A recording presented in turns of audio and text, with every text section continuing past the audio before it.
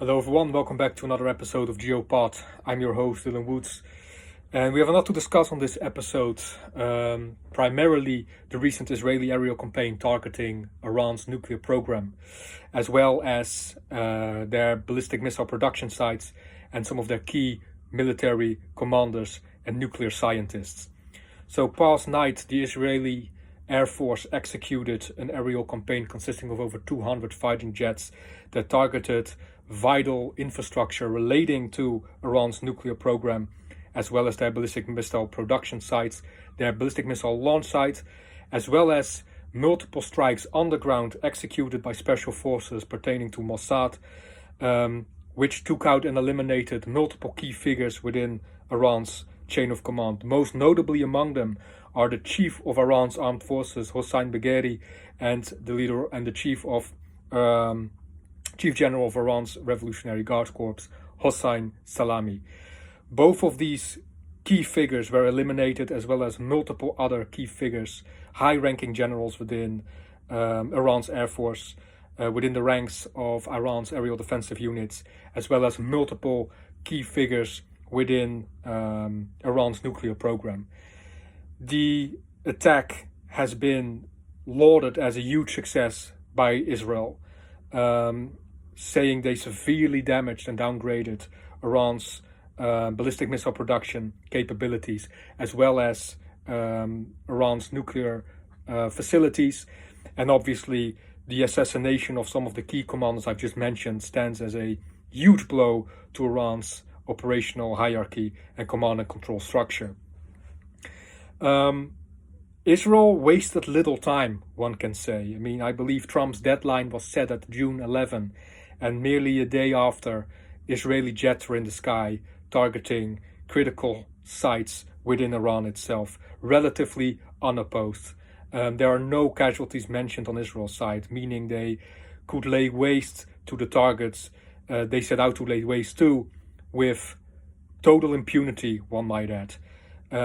Once again, debunking the stern rhetoric spouted by Iran in the last couple of weeks, saying that any assault against them would be met by strong counter and retaliatory efforts, consisting of overwhelming force that would damage Israeli critical infrastructure and would do huge blows not just to Israel but to United States military bases in the region as well. As of right now, as of this moment in time, such a response is yet to occur. What we do know is that a couple hours ago, Iran launched swarms of drones towards Israel, all of which have been eliminated and intercepted by Israeli naval assets, doing zero damage whatsoever. So once again, it seems to be a repetition of the April and October 2024 attacks, where these swarms of drones, cruise and ballistic missiles are launched towards Israel, and they're just effortlessly intercepted, rendering Iran's long strike capabilities more or less redundant, if you will. So now that we've stated some of the facts that we know as of right now, we have to keep in mind that more and more intelligence and more information and news is being disseminated as we speak. But we can already deduce just from what we know that this was obviously a long time. This operation was a long time in the making. This was properly planned. The intelligence was on point, was precise. There were assets on the ground within Tehran itself. Assault squads that went after these high-level commanders and just executed their mission flawlessly. We know that Israel long had a very keen strategy as to address the threat that Iran poses, or the future threat that Iran may pose towards them. Meaning we're going to primarily target those weapon systems and those military assets that pose the greatest threats to us, mainly their nuclear weapon program, as well as their ballistic missile production sites and their launch sites, inevitably, obviously.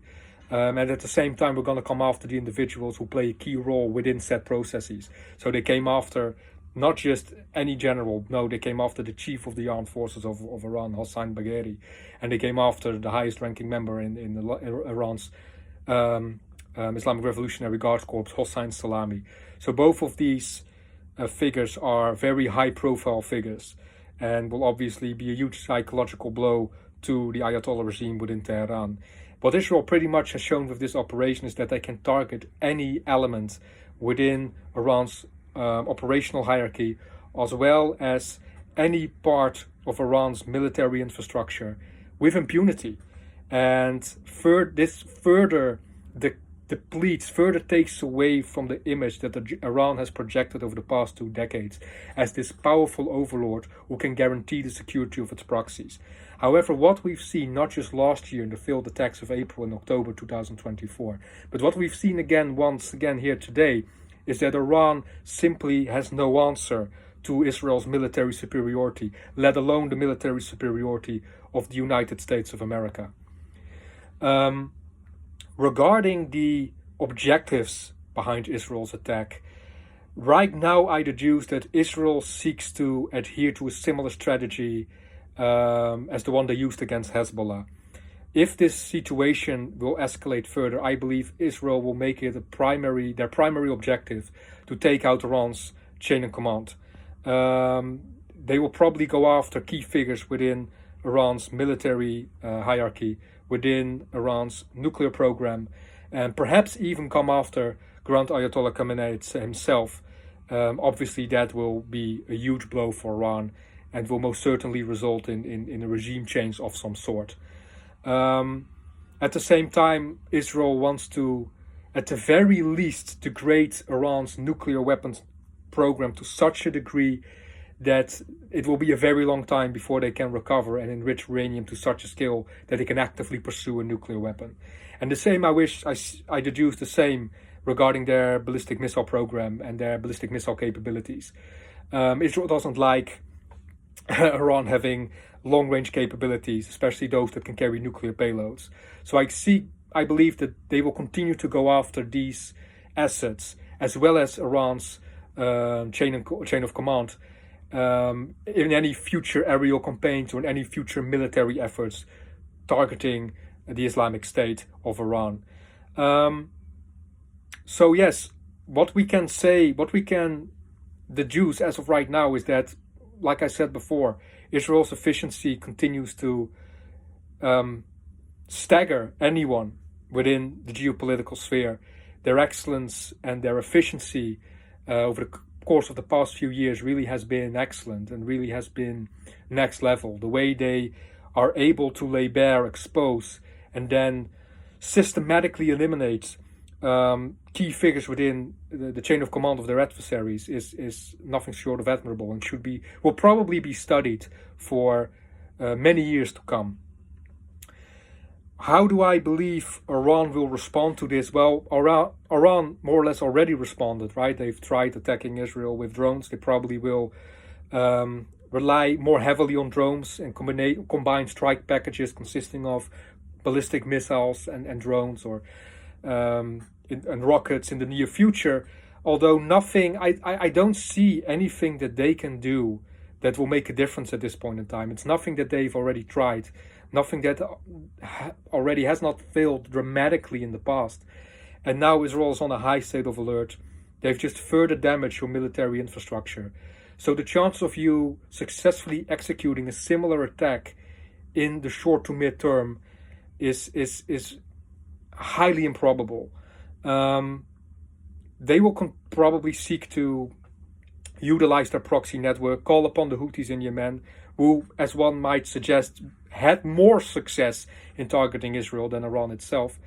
But there isn't really much Iran can do at this point, especially given the fact that these latest exchanges, have shown that Iran is incredibly inferior to Israel militarily. Their air force is in no way, shape, or form a match for Israel's. So that option is out of the table. The ground forces, it's the distance between Israel and Iran is quite vast. It's not probable that Iran will utilize boots on the ground. Their navy is obstructed by US military naval assets within the region. So once again, that option is off the table. So there really isn't much that Iran can do here. Iran has played its hand. Iran has spouted its rhetoric, and unfortunately for them, it has blown up into their face. now we're seeing, I believe we're at the verge of, I would not say a revolt, but I would say very significant changes will occur within the mid to long term, as a result of the current escalations and potential short-term escalations that we are yet to see. In the wake of the 7 October attacks, Israel maintained the mindset of, let's be gone with the status quo and let's put our cards on the table here and let's show what we're really about. And it exposed not just Iran itself, but its proxy networks as well, as not being as efficient, as powerful, as influential as they deemed themselves to be. And just this latest attack will only further amplify that notion, right? It will, in my opinion, it will further destabilize the image of Iran within the region, especially when it comes down to the image it wishes to project towards its proxy network. Meaning it will sow the division and disarray within the ranks of Iran's proxies. The weaker Iran is, the less likely it will be able to sustain and effectively support its proxies all throughout the region. And Israel is quite aware of this. I believe Israel is more than willing to at last cut the head of the proverbial snake and go after the source of the many woes plaguing the Middle East. And many of those woes can be traced back to the Ayatollah regime in Tehran. I will be following the developments regarding the Israel-Iran conflict very closely, and if any more significant developments occur, I will be certain to discuss them here on this channel. As of right now, I wish to branch out to another subject. As many of you might have noticed, it's been quite some time since I've uploaded an episode of GeoPod. As I've said in the past, I'm engaged in multiple projects, many of which require a significant amount of my time. So I'm trying to catch up a bit here and just trying to discuss some of the developments that have occurred within the geopolitical sphere these past few weeks.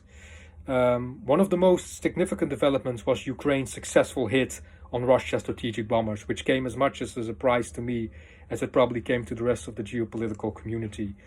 And I guess what we can take away from it is that it's very similar to Iran. Russia's rhetoric is not on par with its actual capabilities as of this point in time.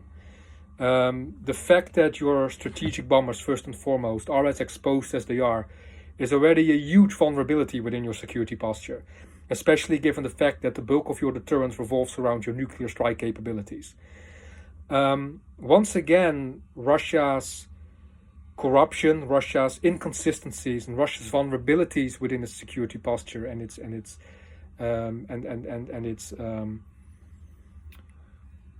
infrastructure have been exposed. The fact that the way Ukraine was able to execute this operation is nothing short of incredibly creative. I mean, the way they went about it was very out of the box, very cunning, but could have been easily avoided if Russia's security posture was intact. The fact that Ukraine was able to reach airfields way deep within Russia stands as a testament to their resolve, but also as a testament to the vulnerabilities within Russia's security apparatus. Now, obviously, multiple strategic bombers were taken out, as well as some other vital aircraft.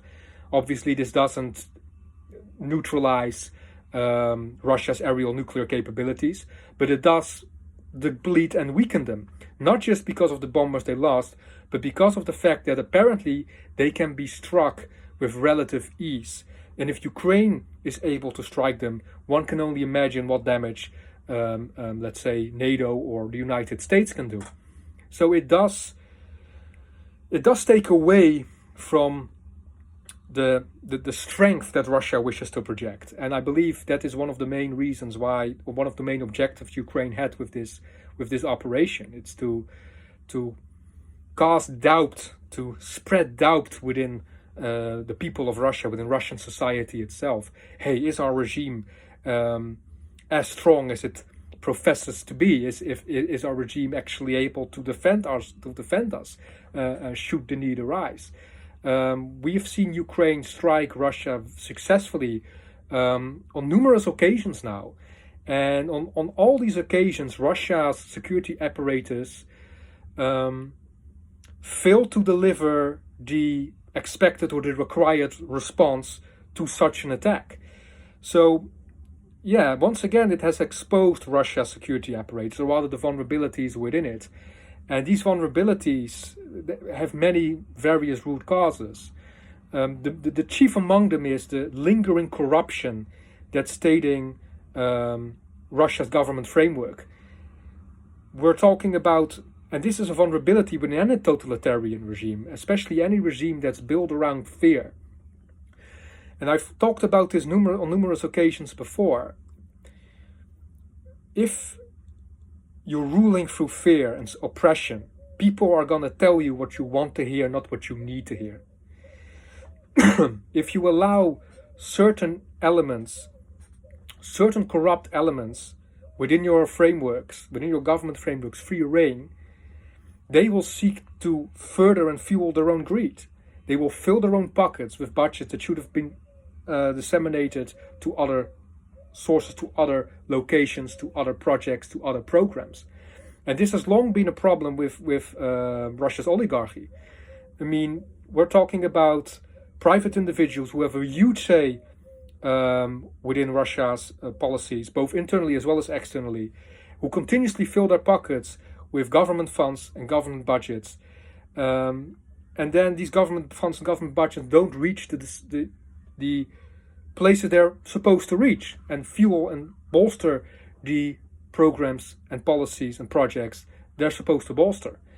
And this is one of the main reasons why Russia has fallen short in its invasion in Ukraine, right? Putin had a certain image, a certain belief as of what the capabilities of Russia's armed forces were. And then a few weeks into the invasion of Ukraine, he was confronted with the bleak reality that his understanding of Russia's military capabilities and their actual military capabilities, especially their conventional military capabilities, are nowhere near aligned.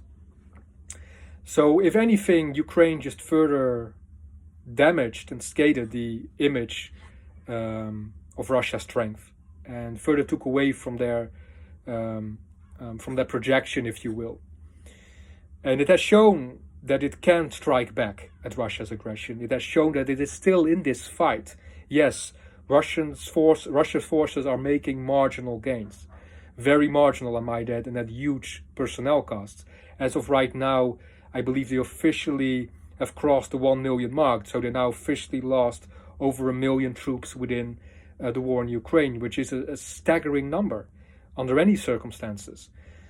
So Ukraine has shown and displayed that, hey, we're still in this fight. Don't write us off just yet. And obviously this will increase and bolster and strengthen their position at the negotiating table at the moment when it really matters. What's also very telling is that Russia has yet to forcefully respond to these attacks. Yes, they've hit Ukraine with strike packages consisting over hundreds of drones and dozens of missiles, but nothing out of the ordinary, nothing what they hadn't done for months on end already. So it also begs the question, like, what capabilities does Russia actually have in forms of retaliation? Because it seems to me that they don't want to expose their most valuable weapon systems as of this point in time, their most advanced Sukhoi fighter jets, their most advanced naval assets, their most advanced bombers, their most advanced ballistic missiles. They're still very sparse with these. They're still very cautious with these, which suggests that they do not fully believe that those advanced platforms have the capability of outmaneuvering Ukraine's defensive systems. And that is telling by itself as is, right? That's very telling. If you, as the supposedly superior party in this conflict, are hesitant to employ your most advanced weapon systems, because you are slightly afraid that they don't hold up against the defenses of your adversary. So it was a brilliant move by Ukraine, both strategically as well as psychologically. Now, the last topic that I want to discuss today has been something that's been on my mind for quite some time. I want to do a separate video about this topic, and I might do in the future, but I just want to delve into it a little bit here. So please indulge me if you will. And that is the Golden Dome project. The shall we say, very controversial proposal by Donald Trump to bolster the United States missile defense capabilities by utilizing space as a primary theater in order to intercept incoming ballistic missiles carrying nuclear payloads. Let me start off by saying that, as of right now, and I've said this multiple times before, the current missile defense doctrine, not just of the United States, but of the Western world in general, is incredibly outdated, is incredibly lacking, and is way too passive in order to fully and adequately address the threats of not just today, but especially the threats of tomorrow. When we're talking about, let's just stick to the United States here, when we're talking about the United States missile defense capabilities, there's a very interesting fact about it, and that is that some of their most effective systems, I'm talking about the Aegis onshore and Aegis offshore systems, as well as obviously the Patriot systems and the THAAD systems, are theater-based systems, right? Meaning they are active within theaters across the globe rather than the United States itself. The United States mainland is being protected by the ground missile defense system. And what this system is geared to do is take out rogue ballistic missiles outside of the atmosphere. So when they're already, within the atmosphere, within orbit. So they're geared towards taking out a rogue ballistic missile fired to them by a rogue state. So what that means in practice is that the entire system revolves around intercepting or taking out one, two, let's say at the very max a handful of ballistic missiles that are being shot towards them. Not a complete strike package launched by great military powers such as Russia, China, right? So this is very interesting, right? Now, obviously, they do seem to intercept them in space, which I guess is at least that they've got that right. But obviously, it in no way or shape adequately addresses the threat that the United States and the Western world is currently faced with, which is a nuclear Russia and a nuclear China, right? And if you look, and not just the United States is fault here, NATO's entire ballistic missile defense doctrine, is equally feeble in my opinion. As a matter of fact, if you take a look at the NATO Charter and you read their articles relating ballistic missile defense, you'll find a very, very, in my opinion, unsettling piece of text, which is that, I believe it says something like this, and that is that our ballistic missile defense efforts are geared towards maintaining the strategic or keeping the strategic deterrent of our adversaries intact. Okay, so we're talking about addressing a threat that emanates from said adversary, but then all the countermeasures that I want to implement need to be downgraded to such an extent that they keep their strategic deterrent intact. That doesn't make sense to me. And here's another thing. Russia, China, Iran, North Korea. None of these countries develop weapon systems with our strategic deterrent in mind. No, they're actively developing weapon systems to outmaneuver our strategic deterrent, to topple our strategic deterrent. And we must do the same. It's ridiculous. As of right now, any agreements, any treaties signed, especially between the United States and Russia, have been, for the most part, have been off the table, especially since 2019 when the United States set out of their long-standing treaty with Russia regarding the use of and the arms control of, I believe it was intermediate range ballistic missiles. As of right now, some of the more comprehensive treaties with Russia and between Russia and the United States are still set to be renewed. And in the meantime, China and Russia are actively developing their ballistic missile capabilities, as well as the capabilities of as well as the integration of hypersonic technology within said ballistic missiles. So we must take a look at our defensive integrity rather than the integrity of the strategic deterrence of our adversaries. The current landscape is not the same as it was in the early 2000s or at the end of the 90s. Russia is on the rise again. Russia is on a mission to make Russia great again in blunt terms. And as of right now, it's not just Russia. And like I said before, it's part of a bloc. It's China, it's North Korea, it's Iran. We're talking about an ever-expanding military bloc that seeks to actively challenge the Western world and will do whatever it needs to do to decrease the gap in military capabilities and military strength and efficiency between those two fronts. So if you truly wish to address the threats of today, be gone with the strategic deterrence of your adversaries, because your adversaries don't adhere to your strategic deterrence to begin with.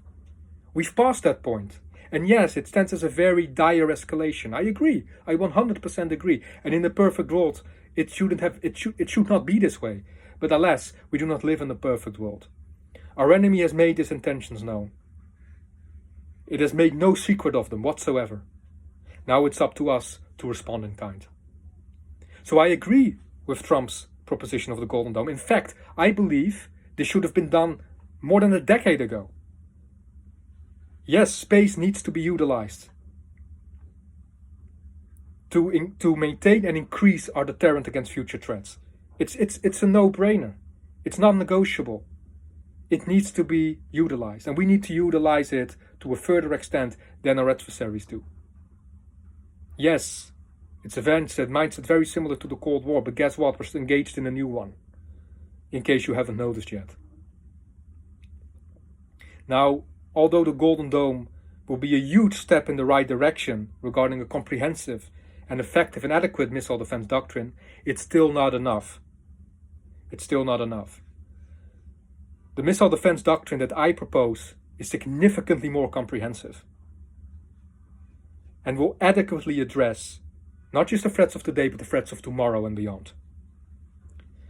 I intend to make a video regarding my proposed missile defense doctrine in the near future and share with you my views, my tactics, my strategies as to truly harden the West against the ballistic missile threats of Russia, China, North Korea, and perhaps potentially Iran. This is all what I want to share with you today on this episode. I thank you for staying with me for this long. I know this video is a bit longer than the ones I usually make, but then again, we had a lot to discuss. I still try to keep it relatively short. Some of these subjects that I've touched on in this video, I might elaborate on in a later video, as I've already said before. So please, subscribe to my channel, leave a like beneath this video. If you have any questions or comments for me, please feel free to leave them in the comment section down below. Keep an eye out for I try to post any updates regarding the current developments going on within the geopolitical sphere. So once again, thank you very much for listening to this clip, and I wish you all a blessed day. Thank you.